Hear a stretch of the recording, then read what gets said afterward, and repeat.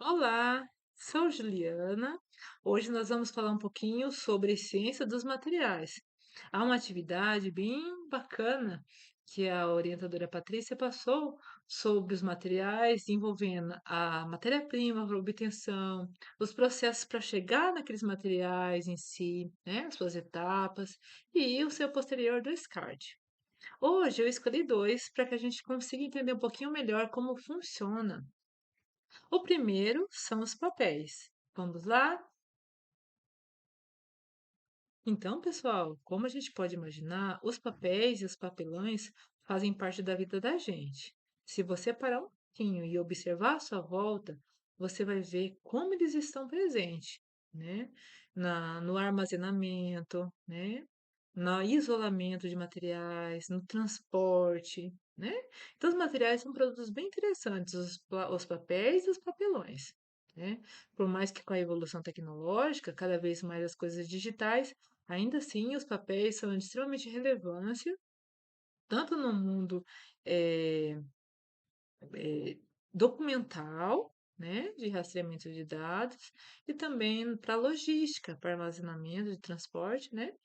E cada vez mais a gente está dando ainda mais preferência ao seu uso, porque o seu ciclo de vida ele é mais curto, o que torna mais interessante esse material, tá? Então, compreendendo um pouquinho mais sobre esse material. No meio ambiente, ele tem um ciclo de vida mais curto, o que torna isso muito interessante para seu processo de reuso, né?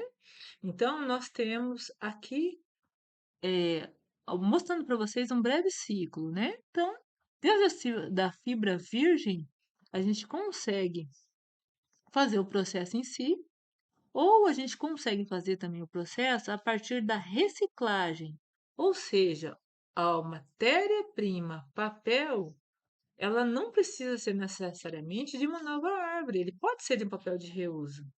E não apenas uma vez, até 5. Então isso é bom demais, né?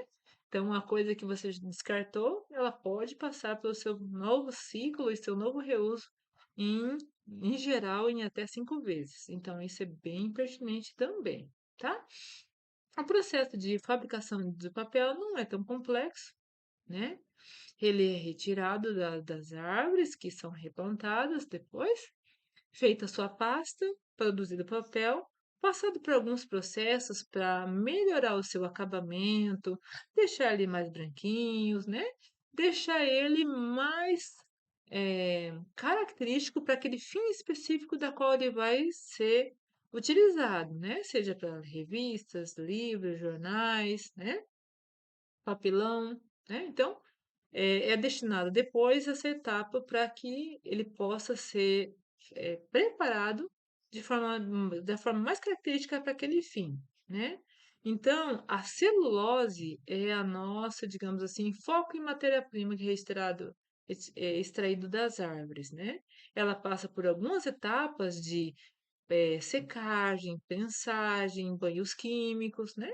Mas ele é um processo também ecologicamente correto, que não tem tanto descarte de resíduo, né? A cada 1 tonelada de papel utilizado, evita o corte-se de 15 a 30 novas árvores. Então, por isso que se incentiva tanto os catadores a coleta desse material, visto que ele é, sim, matéria-prima, certo? Continuando aqui, nós temos também um pouco sobre as propriedades desse material, né? A sua rigidez, a sua firmeza, né? Uma coisa que só é levado muito na cautela é que ele é hidrofóbico, né? Mediante a água, ele começa a promover transformações e essas transformações ela vai perdendo um pouco a sua resistência mecânica, a sua rigidez. Então, todo o seu transporte e armazenamento tem que cuidar com esse fator, a umidade. Bom, tirando isso, depois a preparação da matéria-prima, que há umas etapas de lavagem e preparação, a separação da polpa, branqueamento, lavagem e a preparação da massa em si, e a fabricação do tipo específico de papel que se quer, papel ou papelão. Outro dado bem bacana para se saber um pouquinho sobre a operação de papel é as suas etapas de destinação final. A destinação final hoje, ela é toda normatizada por leis que estipula a obrigatoriedade da logística reversa para produtores, principalmente para produtores, distribuidores, comerciantes, todos têm que fazer parte desse ciclo, tá? Porque nós temos vários tipos de papel, né? O que varia um pouco entre eles, como é possível observar, é apenas a sua capacidade de resistência mecânica, tom ou a sua resistência de deteriorização, mas todos eles são matérias-primas.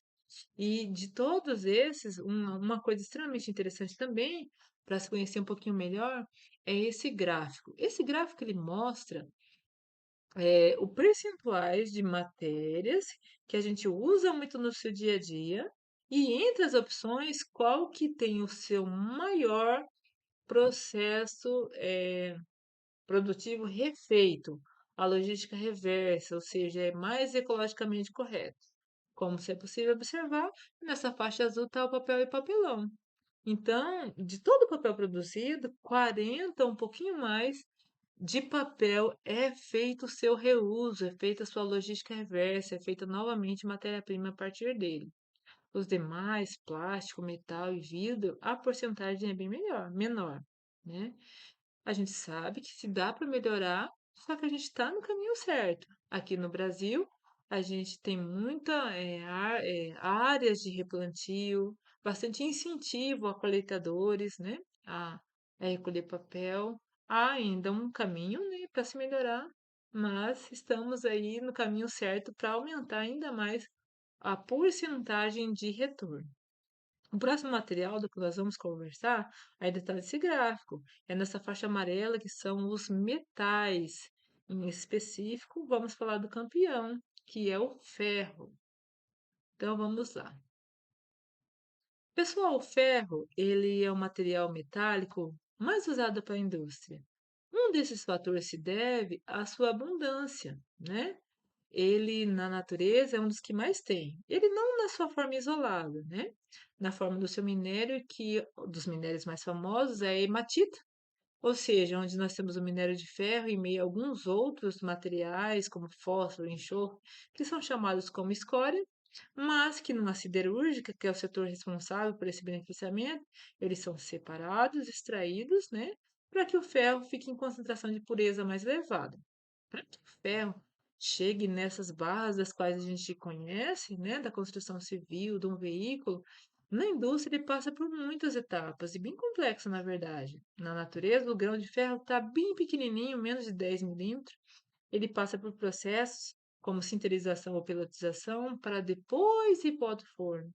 Do alto forno ainda sai um ferro bruto, que é chamado ferro gusa, e desse ferro aí sim é destinado ou para fornos específicos como arco elétrico, ou para conversores, para produção de aço, né?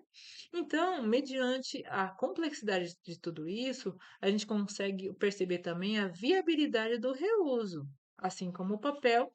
Os materiais metálicos, ferrosos, eles também têm o seu ciclo, né? Ainda não de forma tão intensa quanto do papel, porque quando exposto à umidade, ele começa a apresentar sua oxidação, né? Seu produto da corrosão, que é a ferrugem, que aí é um ferro que tem menos resistência mecânica. Mas mesmo assim, esse ferro é levado para o setor responsável para dar banhos químicos para remoção de óxidos e ele entra depois na cadeia produtiva como matéria-prima, tá? Então, esse ferro que passa por todas as etapas até chegar onde a gente conhece, ele tem campos específicos para isso, né? Então, nós temos setores siderúrgicos integrados, semi-integrados, não integrados, que é um parque industrial muito grande que faz esse processo de beneficiamento, separação, né? E a gente, igual eu comentei com vocês, o usa muito por causa das suas características físicas, que são extremamente interessantes, como a sua maleabilidade, né? Como a sua capacidade de condução de corrente elétrica, de calor, né? O descarte do ferro, assim como os outros produtos, também tem que ser feito de forma consciente. No Brasil também tem leis que afirmam, né, como que deve ser proceder o processo, né?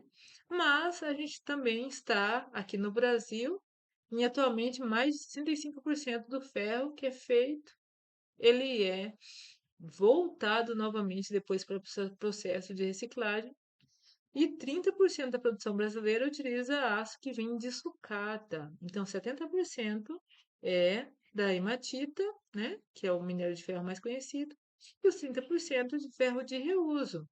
Envolve algumas etapas de controle, né, de separação de impureza, de controle de gases, né? Mas é um processo que aqui para a gente é extremamente pertinente, porque aqui no Brasil nós temos grandes jazidas, são regiões onde tem vários minérios de ferro reunidos, que são compostos metálicos que compensam seu beneficiamento, porque tem uma concentração de ferro bem bacana, tá? Então, o ferro que também tem no nosso organismo, é claro, num ponto de vista mais atômico, mais isolado, né? Ajudando a gente na manutenção da vida, né?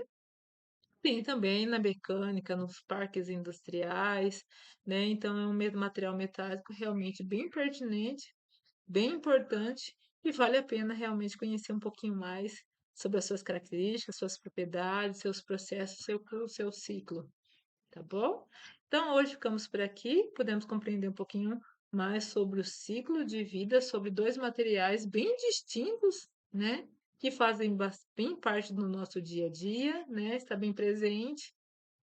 E compreender um pouquinho mais, compreender um pouquinho mais o mundo que nos cerca. Eu agradeço a atenção. Obrigada.